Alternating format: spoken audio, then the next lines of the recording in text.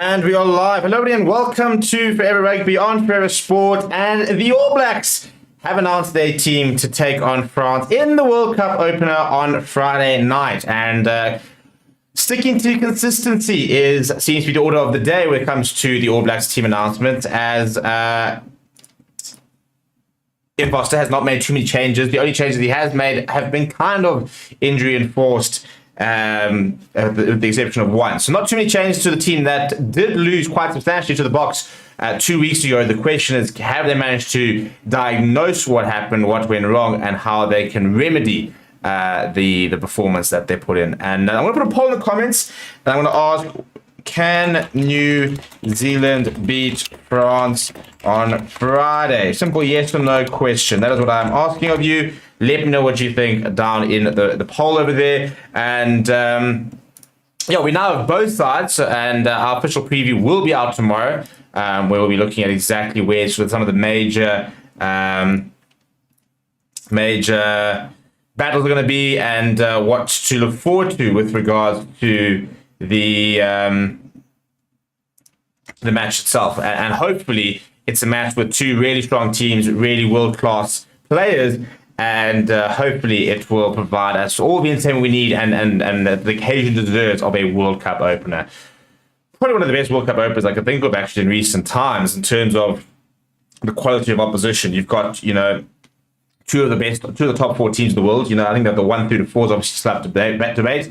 Technically, it is 3 versus 4 that goes against this weekend. So you couldn't really ask for much more, really, in terms of an opening fixture.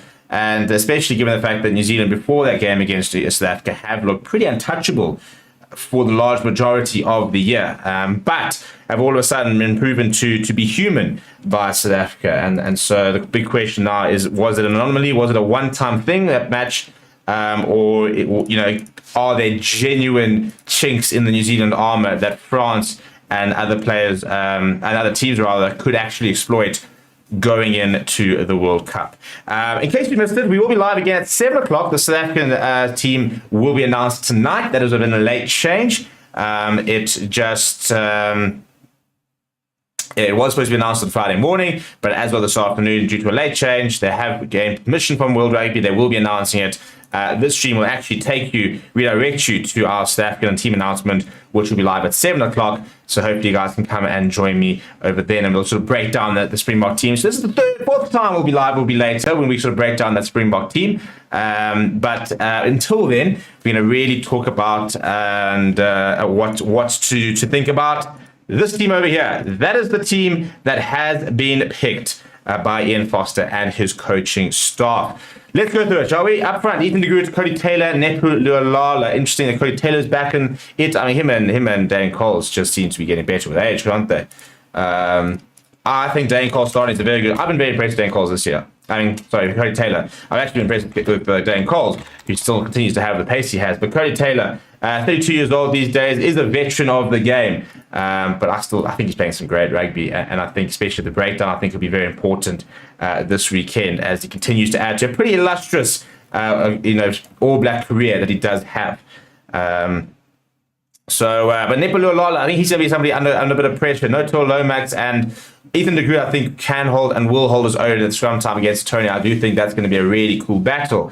But I think that Lualala is someone who really needs to step up and really be a nice anchor in that scrum to let Ethan de Groot really get the best opportunity of having a go at Antonio. Yes, this 7 p.m. South African time, by the way, of the South African team announcement. As I said, our stream is scheduled, so you can go turn your notification on that and you'll get notified as soon as we go live for that stream later. In the locks, Scott Barrett, Sam Whitelock retain their combination but have switched numbers.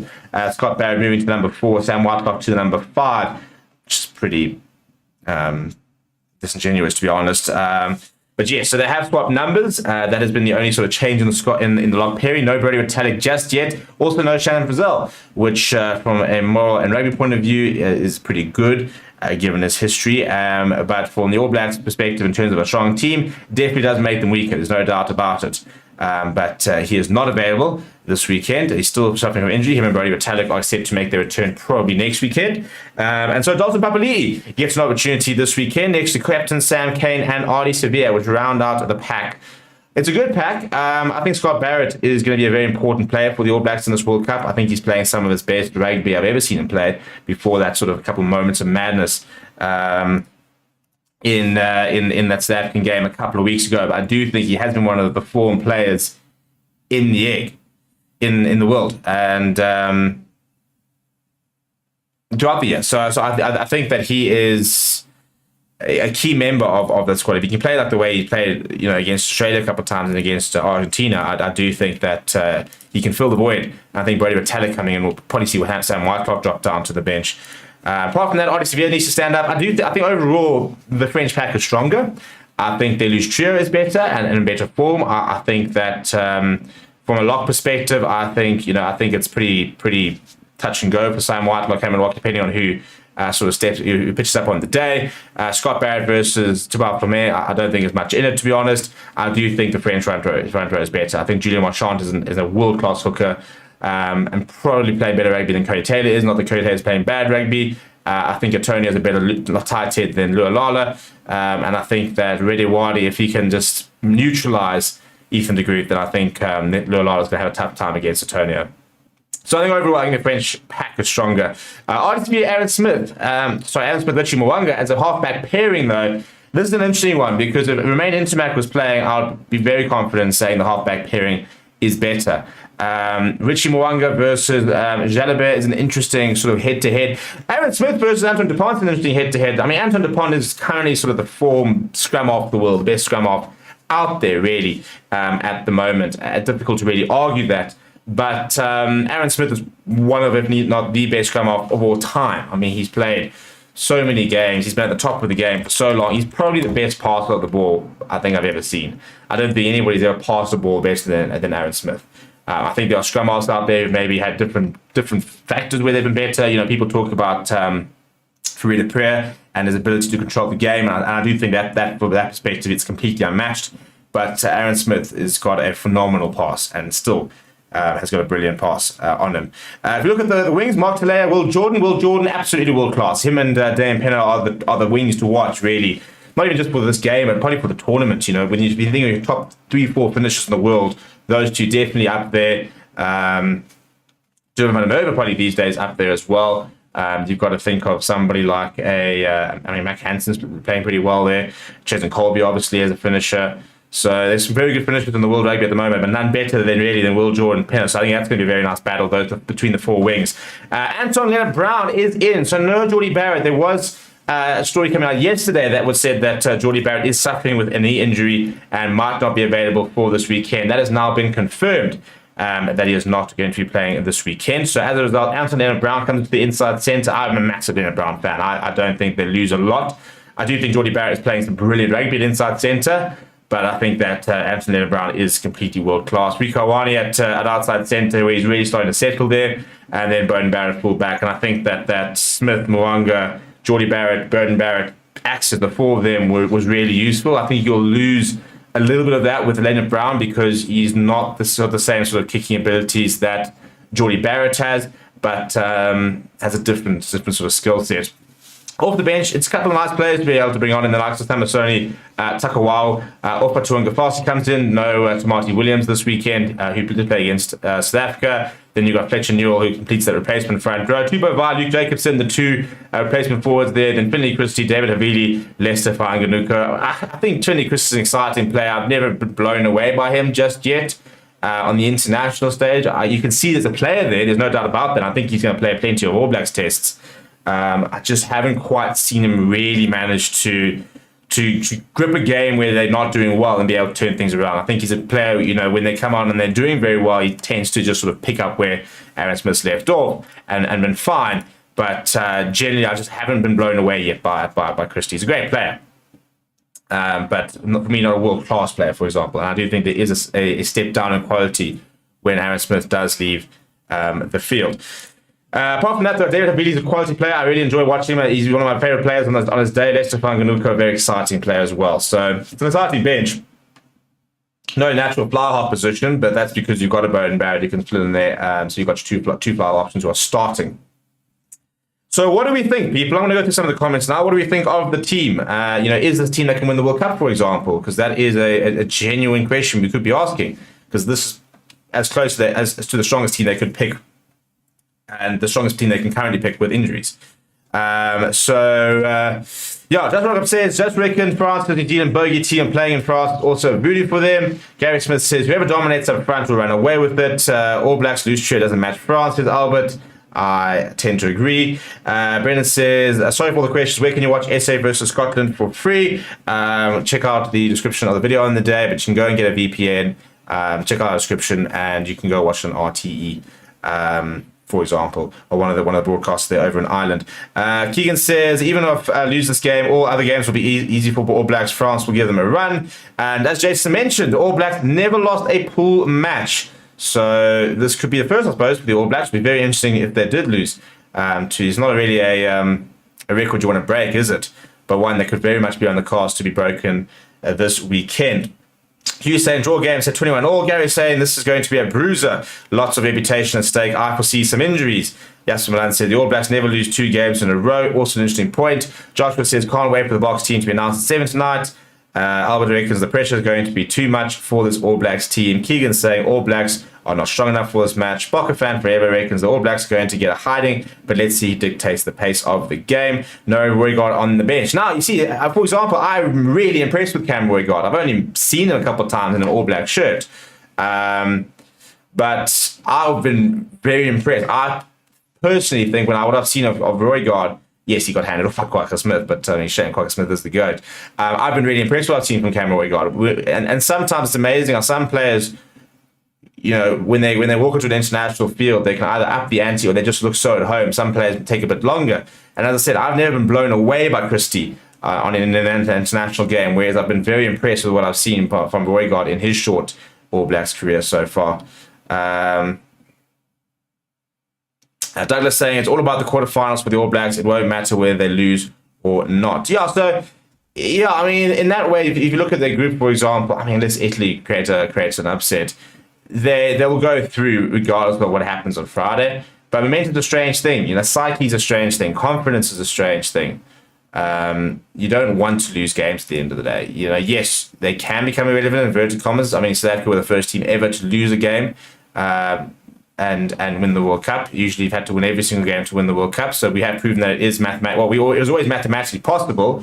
Now we've shown that it is possible and doable and has been done. But it's not the route you really want to go, isn't it? You really want to be able to ideally win all your games, beat France, and then you can rotate a bit during the group stages. You can look at going full strengthening for Italy, and then you can try and sort of rotate for 1 or 2 games, keep your players fresh. You don't want to be in a situation where you lose and you can't afford a hiccup, because if you do have a hiccup, then all of a sudden you crash out the World Cup and you don't make the playoffs. So it's a bit of a 6-1 dozen situation. Yes, you can mathematically afford to lose games. Nobody likes losing rugby matches. A test match is a test match, and there's no such thing as a non-important test match. They all do matter, I think is probably the main thing. And also I think that teams are competitive at the moment, so you cannot afford to underestimate teams, because if you do it at your own peril. Jeremy says losing 2 in a row will rock them. Douglas says agree, but they want to avoid the box. It's all about the science of game. There's only one winner, says Keegan. Are you doing a rugby fantasy league? We are. We're just trying to decide whether what platform we want to do it on. So we do have leagues created on both, and we'll probably announce it on the South African stream. We do have a Super Brew league, by the way. So I'm going to put that link in the description now. If you guys would like to join our Super Brew, it is open to anyone, so please do come and join it. And the winner will win themselves a sports jersey of their choice. So I like to think that you guys are all choosing a Box jersey. But if you'd like a Fiji jersey and we can find you a Fiji jersey, then you win it, then you're entitled to one. So that's basically it. So you can join our Super Group pool. I think it's about 30, 40 players. We only announced it this morning, so I'm hoping to get that over 100 before the weekend. The winner will win themselves, or we will get them a supporters jersey. And I see it is growing reasonably quite nicely up to 36. Let's see if we can try to get up to 50 before the end of the stream, for example. We'll try and get that over a couple of hundred, and we will obviously be doing Super Brews for other competitions. It is something we've always wanted to do. We just need to try and make sure we can get some prizes and make sure it's as well organized as possible. We don't like doing things half-assed. Is the main thing. So we still got our poll running in the comments, by the way. Can New Zealand beat France on Friday? So far, 70% people saying yes, which is interesting because in the France poll earlier, we said who will win. It was 50-50. So this was a bit more New Zealand dominant. Josh Rockup saying, just hoping no major controversy happens in this opening game will be a bad start for the tournament. I was already going with the score prediction. He reckons All Blacks by 9. So is anybody else ready to put their cock of the block and give us a prediction? Are you ready to sort of back yourself, back your name? Or are we all waiting until the watch along on the night before we start braving our predictions? We will be live once again obviously tomorrow for our fan forum where Chris will be giving you guys some bets courtesy of BOYLESPORTS, who are on my screen over there. And there's we're hoping to have a bet boost for you guys for this weekend. There's a couple of promotions for BOYLESPORTS. So if you haven't already, go and get yourself an account before this weekend because we're going to be giving you guys some betting tips. And at the moment, Chris and his train is sitting at an over 60% return on investment. So that means that if you have been betting with us consistently throughout the last few months, then you would have had a 60% return on investment, and so that's what we like. So that's what we like to see, and good on Chris. So please go and register on BOYLESPORTS so that you can be part of that train. He's also going to have his own betting show on Friday, which will have some different ones. So yeah, also big shout out to our other sponsor, BITDEFENDER. They've got world-class cybersecurity, and very importantly, they've got a very good VPN. Now, if you would like to, for example, get yourself a VPN, there are ways that you can watch the entire World Cup for free using a VPN. So we will talk about that over the weekend. But get yourself a BITDEFENDER. They've got really world-class cybersecurity. Once again, a link in the description, and they're making sure that we don't go down and that we are pretty safe and secure for our World Cup coverage. So big shout out to those two brands who are helping us power our entire World Cup coverage, which is why today we're going to go live 4 times. I mean, how's that? We've gone live for a France World Cup announcement, a New Zealand World Cup announcement. We're going to go live for the South African World Cup announcement. We had our daily news show, and tomorrow all the extra content is going to start kicking in, all the previews, all the things to watch out for. We're going to be doing a fantasy show. We're going to be doing, which is probably going to be a live show. I'm going to be doing our Super predictions live. I think on Friday, that's probably going to be the plan. I'm going to be doing my predictions live, and maybe even give one of my predictions to you guys to predict, seeing as I can't win the prize over Super Brews. So I might give it to you guys to sort of, we can do a poll and we can all decide on, and we can select a game, and it can be the fan punt. So we've got a couple of score predictions here. People are jumping in and giving me a couple of score predictions. So I love your work. All Blacks, as Grant says, loser gets the Lions jersey. Grant, and the second last can get 2 Stormers jerseys. Funny guy. In fact, then I can actually lose. So if I lose, it's like I can get one. I can't win it, but I can get the loser's prize because I haven't had a Lions jersey in a while. Maybe I'll give myself a Kate Volatile one. Yeah. Keegan says, I hope Scott learned his lesson. Apex is reckoning France by 15. Albert's going 34-22 French win. Joshua reckons All Blacks by 3. I suppose saying, can New Zealand beat France by potentially skewing the poll? Yeah, this is true. I suppose physically can. Big difference between can and will in terms of semantics. Keegan reckons the All Blacks should avoid penalties in the game and France to win by 20. So predicting quite a big New Zealand victory. It'll be very interesting if that is the case. I'd be surprised if it's a 20-point victory. But I suppose, France are outside that can run away with games if they can build a bit of momentum. So, there's no saying that won't happen. But let's see. I think it's going to be a good game. I do think that France are favourites going into it. I do think that they are the better side. I do think they've got a much better pack than this New Zealand pack, but I do think that no intermag means that France are not as potent. So I do think there are avenues where New Zealand could look to exploit them. I think no Jonathan Dante means I think Antonina Brown could have a real go at the young Uran Muafana. So there's not 2 teams at full strength. If New Zealand add Shannon Frizzell, Geordie Barrett, Tyrrell Lomax, Brody Italic. I think they do get better. France add a Silverby, Romain Intermac, Paul Willems, Jonathan Dante. They also get better. So it's not their strongest two teams. It's the strongest they can currently pick, which is the whole thing when it comes to World Cups. You very rarely ever get to pick your strongest 23s. So, for example, the Box probably got quite lucky in the sense they basically did pick their strongest side, but I would have been interesting to have known, had he not gotten injured, would we have seen Trevor Nyakane, for example, playing in that final, for example, because he was set to play quite a big role in the World Cup and then got injured in that first game.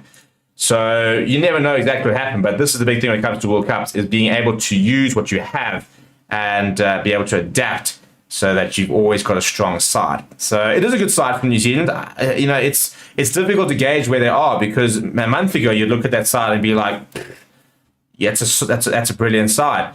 But all of a sudden there are some doubts once again about maybe the psyche, maybe about the full ability of this New Zealand side. Was it just a purple patch that they had? They had a great game against the Box, but they beat an Australia side that are not great, and they put away an Argentina side early in the first half that hadn't played for a while, and then were pretty much held in the second half. So some people will argue that maybe they haven't been as impressive as what the hype warranted. So you can always sort of build narratives how you want to, I always say, the correct narrative, maybe the most fair narrative, is usually somewhere in the middle. I think New Zealand have been very good this year. I think they have looked back to close to their best.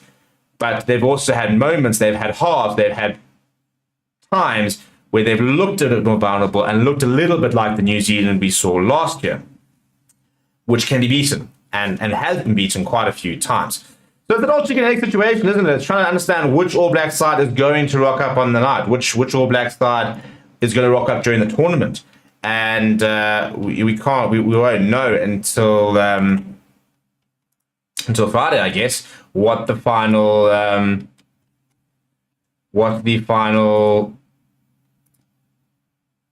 verdict will be, because there can still be quite a lot. So we're going to go through let's go through the press release a little bit and a couple of stats. Richie Mo'unga, by the way, will be playing his 50th cap on Friday. Head coach Ian Foster has named 12 survivors from his matchday 23 from the last time they played France in 2021, where they lost. Sam Whitelock will play his 20th Rugby World Cup test. He trails England's Jason Leonard and New Zealand's Richie McCaw, who share the all-time appearance record with 22 matches. I think Whitelock will get past that. I think he'll play at least 3 games in the group stages, which means that he will equal the record, and I think he'll play in the playoff, and they should get the playoff. So, and deserves, to be fair, if he gets there. So, as I said, Richie Mo'unga will earn his 50th cap for New Zealand. He actually made his debut off the bench against France back in 2018, but in Dunedin. Nepalua Lala will earn his 50th cap for New Zealand after making his debut against Samoa in 2015. It'll be his second start 2023 after playing 3 of his 4 games so far this year off the bench. New Zealand have already had 16 different try scorers this season across the 5 tests played, with only Will Jordan, Aaron Smith, Rico Wani, and Shannon Frizzell crossing on more than one occasion. Jordan has scored 23 tries in 25 tests since making his All Blacks debut in 2020. He is still chasing his first career try against France after playing 51 minutes against them in Paris and without scoring. So, yeah, it's some very cool stats, by the way. I'm going to talk about a little bit over here. I'll talk about more of this in my preview. But they have scored 20 or more points in the opening. So France versus New Zealand, by the way, as a match. They have scored 20 points or more in the opening half in 5 of their 9 games this season. So this is France. Or is this to score 20 points more than half in the season this season, with only Italy, Ireland, Scotland, and France restricting them to less than this total across the first 40 minutes. Oh, that's New Zealand, by the way. Yes, very, very badly laid out. The referee, by the way, is Jaco Paper. If we look at the past 5 Rugby World Cup meetings, they last met in the World Cup in 2015, when New Zealand beat France 62 points to 13, a 49-point margin. The time before that was obviously 2011, where they won by just a singular point in Eden Park to win the 2011 Rugby World Cup. They beat them in the group stages of that season. And before that was 2007 in Cardiff, where where France won, and before that was 2003 when New Zealand won. So New Zealand have won 4 of the last 5 Rugby World Cup meetings. The last one will have 49 points. I'd be very surprised if that's the same sort of thing this weekend. In terms of overall head-to-head, they've played 62 times. France have won 13, New Zealand have won 48, and there's been 1 draw.